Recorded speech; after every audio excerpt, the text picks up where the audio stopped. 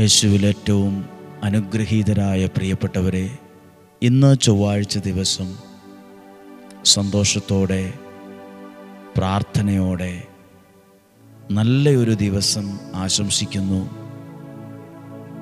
ദൈവം നിങ്ങളെല്ലാവരെയും സന്തോഷത്തോടെ സമാധാനത്തിൻ്റെ തികവിൽ സംരക്ഷിക്കട്ടെ. എല്ലാ അർത്ഥത്തിലും നല്ലൊരു ദിവസം ആശംസിക്കുകയും പ്രാർത്ഥിക്കുകയും ചെയ്യുവാണ്. ഇന്ന് ഡെയിലി ബ്ലെസ്സിങ്ങിൽ വചനം കേൾക്കുന്ന എല്ലാ പ്രിയപ്പെട്ടവരെയും ഓർത്ത് പ്രാർത്ഥിക്കുന്നു. ഇന്ന് പുതിയതായി കേൾക്കുന്നവരുണ്ടാകും, എല്ലാ ദിവസവും മുടങ്ങാതെ വചനം കേൾക്കുന്നവരുണ്ടാകും. ചില ദിവസങ്ങളിലൊക്കെ സാഹചര്യം പോലെ കേൾക്കുന്നവരുണ്ടാകും. എല്ലാവരെയും ഞങ്ങൾ ഓർക്കുന്നു. ഇന്ന് ചൊവ്വാഴ്ച ദിവസം ഈ വചനം കേൾക്കുന്ന ഓരോ വ്യക്തികളെയും അങ്ങ് സമർത്ഥമായി അനുഗ്രഹിക്കണമേ. പ്രിയപ്പെട്ടവരെ, ജീവിതത്തിൽ ദൈവവചനം കേൾക്കുന്ന ഓരോരുത്തരോടും ഒരു കാര്യം പറയാനുണ്ട്. നമ്മൾ ബാങ്കിൽ പണം നിക്ഷേപിക്കുമ്പോൾ ഒരു പ്രത്യേകതയുണ്ട്. നമ്മൾ ബാങ്കിൽ പണമിടും, ഫിക്സഡ് ഇടും, ബാങ്കിൽ പണം സൂക്ഷിക്കും. എന്തിനു വേണ്ടിയിട്ടാണ്? അങ്ങനെ ഒരു അക്കൗണ്ടുണ്ട്. അങ്ങനെ അക്കൗണ്ടിൽ പണമുണ്ടെങ്കിൽ നമുക്കൊരാവശ്യം നാളെ ഒരു സമയത്ത് വരുമ്പം ഏതു സമയത്തും നമുക്കതിൻ്റെ സഹായം കിട്ടും. ഇത് ബാങ്കിൻ്റെ കാര്യം, പൈസയുടെ കാര്യം, പണത്തിൻ്റെ കാര്യം. ഇതുപോലെ ദൈവത്തിലും വേണം ഒരു അക്കൗണ്ട്. എന്തിനെന്നറിയാമോ? നാളെ ഒരു സമയത്തൊരു പ്രതിസന്ധിയോ വിഷമമോ ഒറ്റപ്പെടലോ ഒക്കെ വരുമ്പം ഏതു സമയത്തും ദൈവത്തിൽ നിന്നൊരു സഹായം കിട്ടാൻ ഈ ഒരു ബന്ധം, ദൈവത്തോടുള്ള ഒരു ബന്ധം ആവശ്യമാണ്. ആ സമയത്ത് ഓടിച്ചെന്നാൽ കിട്ടണമെന്നില്ല. നമുക്ക് നേരത്തെ ദൈവത്തിൽ ഒരു അക്കൗണ്ട് ഉണ്ടാകണം. ദൈവത്തിൽ നമുക്കൊരു ബന്ധം ഉണ്ടാകണം, ഒരു ഹൃദയ ബന്ധം. പ്രാർത്ഥിക്കാം. ഓരോ ദിവസവും വചനം കേൾക്കുമ്പോൾ ദൈവത്തോടുള്ള ബന്ധമാണ് എൻ്റെയും നിങ്ങളുടെയും വർദ്ധിച്ചു കൊണ്ടിരിക്കുന്നത്. ദൈവത്തിൻ്റെ സ്നേഹമാണ് അനുഭവിക്കുന്നത്. പ്രിയപ്പെട്ടവരെ, ദൈവവചനം കേൾക്കുമ്പോൾ നമ്മളിൽ വളരേണ്ടതും വർദ്ധിക്കേണ്ടതും ഭക്തിയുടെ കുറേ അടയാളങ്ങൾ മാത്രമല്ല. ഭക്തിയുടെ അടയാളങ്ങൾ മാത്രം കൂടിയാൽ പോരാ, മറിച്ച് മനസ്സിലാക്കുന്ന, സ്നേഹിക്കുന്ന, കരുണയുള്ള ഒരു മനസ്സുകൂടി ഉണ്ടാകേണ്ടതുണ്ട്. ഭക്തിയുടെ അടയാളങ്ങൾ, വസ്ത്രം, മാല, അല്ലെങ്കിൽ അതുപോലെയുള്ള കുറേ ഭക്തിയുടെ ബാഹ്യപ്രകടനങ്ങൾ മാത്രം കൂടിയാൽ പോരാ. ഭക്തിയുടെ അടയാളങ്ങൾ മാത്രം പോരാ, അതും വേണം. എങ്കിലും അതിനേക്കാൾ കൂടുതൽ കൂടേണ്ടത് മനസ്സിലാക്കുന്നൊരു മനസ്സ്, മറ്റുള്ളവരെ അംഗീകരിക്കുന്നൊരു മനസ്സ്, മറ്റുള്ളവരോട് കരുണ കാണിക്കുന്നൊരു മനസ്സ്, ഏത് കുറവുള്ളവനെയും പറ്റും പോലെ ചേർത്ത് പിടിക്കുന്നൊരു മനസ്സ് നമുക്കുണ്ടാകട്ടെ. നമ്മളൊക്കെ പറയില്ലേ, നല്ല കൂട്ടുകാർ ചീത്ത കൂട്ടുകാരാന്നൊക്കെ പറയില്ലേ? ദൈവവചനം തരുന്ന, പ്രാർത്ഥിക്കുന്ന നല്ല കൂട്ടുകാർ നിങ്ങൾക്കുണ്ടോ? നിങ്ങൾക്ക് വചനം തരുന്ന, നിങ്ങളുടെ ഫോണിലേക്ക് എല്ലാ ദിവസവും വചനവും പ്രാർത്ഥന അയച്ചു തരുന്ന എത്ര നല്ല കൂട്ടുകാരുണ്ട് നിങ്ങൾക്ക്. നിങ്ങൾക്ക് പ്രാർത്ഥന തരുന്ന, ദൈവത്തിൻ്റെ സ്നേഹത്തെ പങ്കുവച്ച് തരുന്ന നല്ല കൂട്ടുകാർ ഉണ്ടാകട്ടെ. നിങ്ങളും ആർക്കൊക്കെയോ നല്ലൊരു സുഹൃത്തായിരിക്കട്ടെ. പ്രാർത്ഥന കൊടുക്കുന്ന, വചനത്തെ കൊടുക്കുന്ന, പ്രോത്സാഹിപ്പിക്കുന്ന, ആരുടെയൊക്കെയോ ജീവിതത്തെ ബലപ്പെടുത്തുന്ന നല്ലൊരു സുഹൃത്തായിരിക്കട്ടെ നിങ്ങളും. ഇങ്ങനെ ഒരു കാര്യം നിങ്ങൾ വിശ്വസിക്കുന്നുണ്ടോ? ഞാൻ വിശ്വസിക്കുന്നുണ്ട്. എന്തെന്നറിയാമോ? നമ്മുടെ ജീവിതത്തിലേക്ക് വരുന്ന തകർച്ചകളെ, നമ്മുടെ ജീവിതത്തിലേക്ക് വരാൻ സാധ്യതയുള്ള തകർച്ചകളെ, പരാജയങ്ങളെ, രോഗത്തെ, പ്രതിസന്ധിയെ നമ്മുടെ ജീവിതത്തിലേക്ക് വരാതെ ഇങ്ങനെ തടഞ്ഞു നിർത്തുന്നൊരു ദൈവമുണ്ട്. നമ്മുടെ ജീവിതത്തിലേക്ക് അത് വരാൻ സാധ്യതയുള്ളതാ. ദൈവം അതിനെ ഇങ്ങനെ തടഞ്ഞു നിർത്തും. നമ്മൾ അതിനുവേണ്ടി ഇന്ന് പ്രാർത്ഥിക്കുവാണ്, വചനം വായിക്കുവാണ്. പുറപ്പാട് പുസ്തകം 14-ാം അധ്യായം 21-ാമത്തെ വാക്യം. പുറപ്പാട് 14:21. മോശ കടലിന് മീതെ കൈ നീട്ടി കർത്താവ് രാത്രി മുഴുവൻ ശക്തമായൊരു കിഴക്കൻ കാറ്റയച്ച് കടലിനെ പുറകോട്ട് മാറ്റി. കടൽ വരണ്ട ഭൂമിയാക്കി. വെള്ളം വിഭജിക്കപ്പെട്ടു. ഇസ്രായേൽക്കാർ കടലിന് നടുവേ ഉണങ്ങിയ മണ്ണിലൂടെ നടന്നു. അവരുടെ വലത്തും ഇടത്തും വെള്ളം മതിൽ പോലെ നിന്നു. വെള്ളം അങ്ങനെ മതിൽ പോലെ നിൽക്കുമോ? വെള്ളത്തെ അങ്ങനെ മതിൽ പോലെ നിർത്താൻ പറ്റുമോ?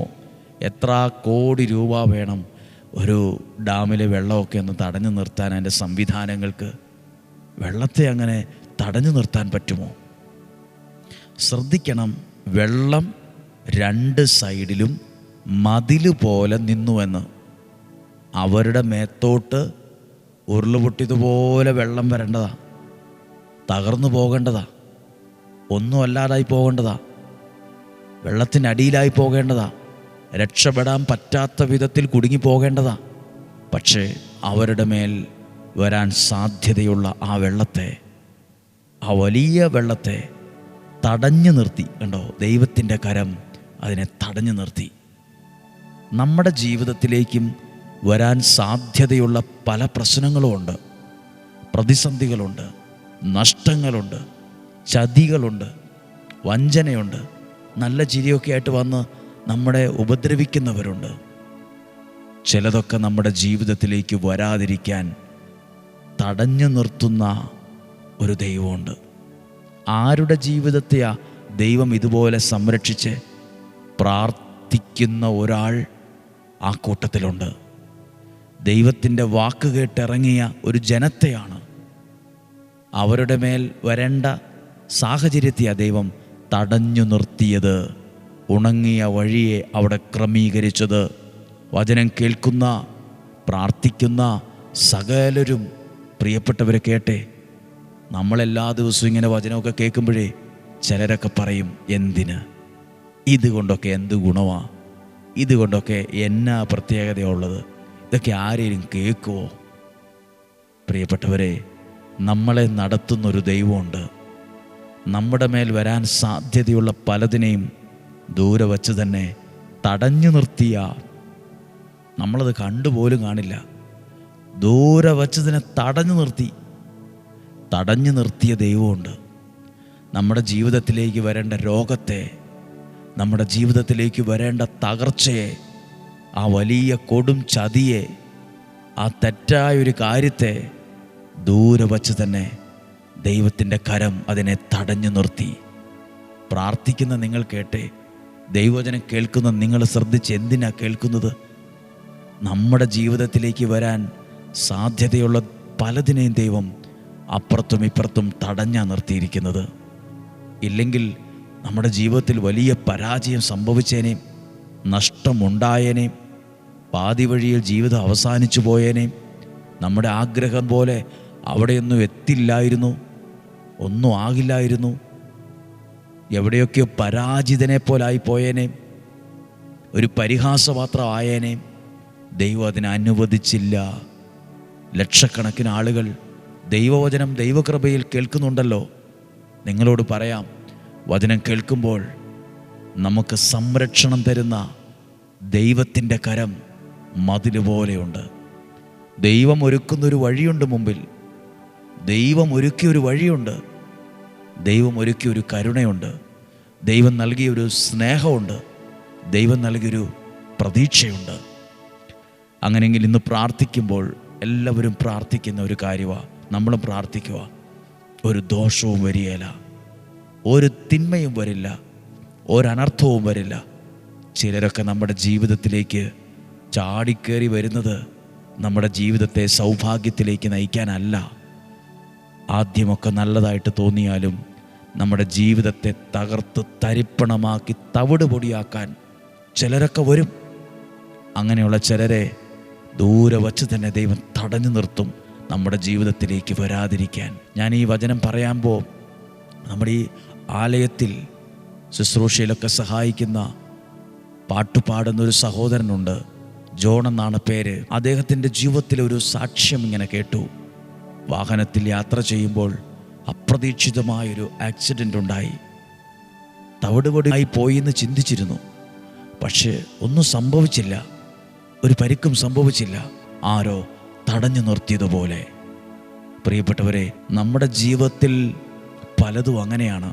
വലുതായിട്ടുണ്ടാകേണ്ടതായിരുന്നു, വലുതായിട്ടത് വരേണ്ടതായിരുന്നു. പക്ഷെ അത് ചെറുതായിട്ട് വന്നതങ്ങ് മാറിപ്പോയി. ഇതെല്ലാം സത്യമാണ്. ചിലരുന്ന പണ്ട് ആളുകൾ പറയാറില്ലേ, കണ്ണിൽ കൊള്ളേണ്ടത് പുരുകത്തെ കൊണ്ടങ്ങ് പോയിന്ന്. വെറും വാക്കായിട്ട് തോന്നിയാലും എന്തോ ഒരു കാര്യമുണ്ട് ആ വാക്കിൽ. നമ്മളിന്ന് പ്രാർത്ഥിക്കുവാണ് ഇസ്രായേൽക്കാരുടെ ആ അനുഭവത്തെക്കുറിച്ച്. ഞാനിത് ഒത്തിരി പ്രാവശ്യം ചിന്തിച്ചു. വെള്ളം അവിടെ മതിൽ പോലെ ദൈവം തടഞ്ഞു നിർത്തിയെന്ന്.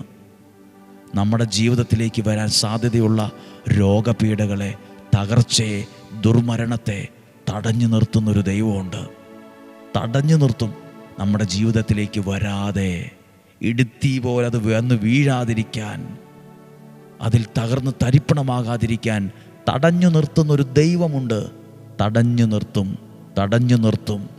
എന്തു കാര്യമാകട്ടെ, എത്രയെത്ര പ്രശ്നങ്ങളോ പ്രതിസന്ധികളോ വെല്ലുവിളികളോ നിന്നെ ഞങ്ങൾ ഇല്ലാതാക്കും, തകർക്കും, നശിപ്പിക്കും എന്നൊക്കെ പറഞ്ഞാലും, എന്തെല്ലാം വീരവാദങ്ങൾ മുഴക്കിയാലും, ആരൊക്കെ എന്തൊക്കെ ചെയ്താലും, എത്ര മന്ത്രവാദമോ കൂടോത്രോ ക്ഷുദ്രപ്രയോഗമോ ഇല്ലാവചനങ്ങളോ അസൂയോ ഏഷണിയോ എന്തൊക്കെ നുണക്കഥകൾ പറഞ്ഞാലും, നമ്മളിലൊന്നും അത് വന്ന് നമ്മൾ തകർന്നു പോകാതിരിക്കാൻ ദൈവത്തിൻ്റെ കരം നമ്മളിലേക്ക് വരാൻ സാധ്യതയുള്ള സകലതിനെയും, നഷ്ടങ്ങളെ, ചതിയെ, വഞ്ചനയെല്ലാം തടഞ്ഞു നിർത്തും. നമ്മളെ സേഫായി സുരക്ഷിതമായി നയിക്കുന്നൊരു ദൈവമുണ്ട്. പറഞ്ഞേ, വിശ്വസിച്ച് പറഞ്ഞേ, എന്നെ, എൻ്റെ കുടുംബത്തെയും എൻ്റെ ജീവിതത്തെയും സുരക്ഷിതമായി നയിക്കുന്നൊരു ദൈവത്തിൽ ഞാൻ വിശ്വസിക്കുന്നു.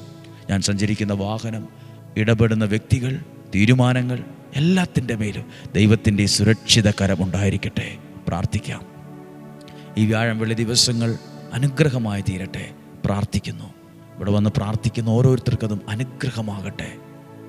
നമ്മുടെ കർത്താവ് ഈശോ മിശിഹായുടെ കൃപയും പിതാവായ ദൈവത്തിൻ്റെ സ്നേഹവും പരിശുദ്ധാത്മാവിൻ്റെ സഹവാസവും കൂടെ ഉണ്ടായിരിക്കട്ടെ. കർത്താവെ, ഞങ്ങൾ കേട്ട വചനം ഞങ്ങളുടെ ഹൃദയത്തിനകത്ത് അതെഴുതി വയ്ക്കുവാണ്. ഞങ്ങളുടെ ജീവിതത്തിലേക്ക് വരാൻ സാധ്യതയുള്ള എല്ലാ അനിഷ്ട സംഭവങ്ങളെയും, എല്ലാ തകർച്ചകളെയും, പരാജയങ്ങളെ, നഷ്ടങ്ങളെ തടഞ്ഞു നിർത്തണമേ. ഞങ്ങളിലേക്ക് വരാതെ അതിനെ ദൂരെ വച്ച് തന്നെ തടഞ്ഞു നിർത്തണമേ. ഞങ്ങളുടെ കുടുംബത്തിലേക്ക് അത് കയറാതെ, ഞങ്ങളുടെ തലമുറകളിലേക്ക് അത് കയറാതെ അതിനെ തടഞ്ഞു നിർത്തണമേ. തടഞ്ഞു നിർത്തണമേ. ഞങ്ങളെ സംരക്ഷിക്കണമേ. ഈ വചനം കേൾക്കുന്നവരെ സൂക്ഷിക്കണമേ. രോഗങ്ങൾ, അപകടങ്ങൾ, ദുർമരണങ്ങൾ മാറിപ്പോകട്ടെ. ദീർഘായുസ്സും ആരോഗ്യവും ഉണ്ടാകട്ടെ. സമാധാനമുള്ളൊരു ഭവനം ഉണ്ടാകട്ടെ. സ്വസ്ഥതയുള്ളൊരു ജീവിതമുണ്ടാകട്ടെ. നല്ലൊരു ജോലി ലഭിക്കട്ടെ. താമസിക്കാൻ നല്ല വീടുണ്ടാകട്ടെ. സഞ്ചരിക്കാൻ നല്ലൊരു വാഹനം ഉണ്ടാകട്ടെ. നിങ്ങളുടെ ബിസിനസ്സിൽ പുരോഗതി ഉണ്ടാകട്ടെ. കുഞ്ഞുങ്ങൾ നന്നായി പഠിക്കാൻ ഇടവരട്ടെ. സൽസ്വഭാവം, നല്ല സ്വഭാവം അവർക്കുണ്ടാകട്ടെ. നല്ല ബന്ധങ്ങൾ നിങ്ങൾക്കുണ്ടാകട്ടെ. നല്ല സാമ്പത്തിക ഭദ്രത നിങ്ങൾക്കുണ്ടാകട്ടെ. ദൈവത്തിലുള്ള നല്ല വിശ്വാസം നിങ്ങളിൽ വർദ്ധിക്കട്ടെ. നല്ല സുഹൃത്തുക്കൾ ഉണ്ടാകട്ടെ. നല്ല കൂട്ടായ്മകൾ ഉണ്ടാകട്ടെ. പ്രാർത്ഥിക്കുന്ന ഒരുപാട് പേർ നിങ്ങളുടെ കൂടെ ഉണ്ടായിരിക്കട്ടെ. വചനം തരുന്നവർ ഒരുപാട് പേരുണ്ടാകട്ടെ. വചനം കൊടുക്കുന്നവരായി ഈ കാലഘട്ടത്തിൽ അനേകരെ മാറ്റണമേ. ഇന്നും ജീവിക്കുന്ന യേശുവിൻ നാമത്തിൽ നിങ്ങളെ അനുഗ്രഹിച്ച് പ്രാർത്ഥിക്കുന്ന ഇപ്പോഴും എപ്പോഴും എന്നേക്കും. ആമേൻ. ഭക്തിയുടെ അടയാളങ്ങൾ മാത്രം പോരാ, സ്നേഹത്തിൻ്റെ, പരസ്പരം മനസ്സിലാക്കുന്നതിൻ്റെ, പരസ്പരം കരുണ കാണിക്കുന്നതിൻ്റെ നല്ല അടയാളങ്ങൾ കൂടി നമ്മുടെ ജീവിതത്തിൽ ഉണ്ടായിരിക്കട്ടെ. നല്ലൊരു ദിവസം ആശംസിക്കുന്നു. നാളെ ബുധനാഴ്ച ഒരുമിച്ച് കാണുന്നതുവരെ സ്വർഗത്തിലെ ദൈവം എന്നെയും നിങ്ങളെയും സൂക്ഷിക്കട്ടെ. ആമേൻ.